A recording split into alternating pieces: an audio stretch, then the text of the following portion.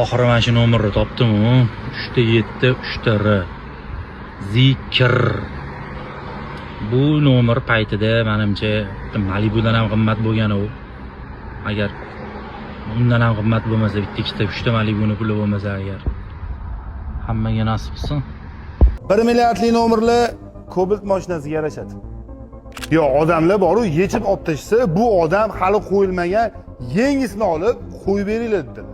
1 milliardli nomer taqilgan Cobalt mashinamiz bugungi obzorda. Bu mashinani egalari maksimal o'zlari uchun komfort qoladilar. O'zi boshqa mashinalar ham bor. Qilib berilgan ishlarni bitta ko'ramiz. Nomodo sizda ham Cobalt bo'lsa, aka saqlanib qo'yasiz.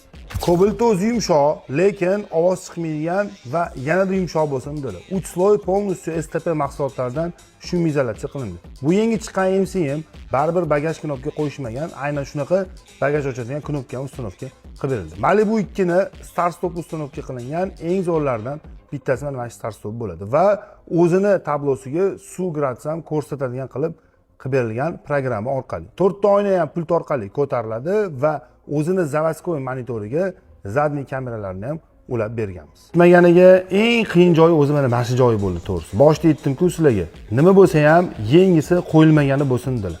Aynan mana shu narsani topish juda qiyin bo'ldi. Tracker 2 ni ruli va bari. Baribir topdik va ustunovka qilib berdik. Har bitta knopkasi perdelkasiz ideal ishlaydigan bo'ldi. Rulli bunaqa komfortli tushadi deb o'ylamadim. Bagaj obshivkasi brizgavik endi bular standart zavod tomonidan chiqarilmaydi, bilasizlar. Mashina dejur, uzoq yo'lga ko'p yuradi, yoqilg'i zo'r bo'lsin dedilar.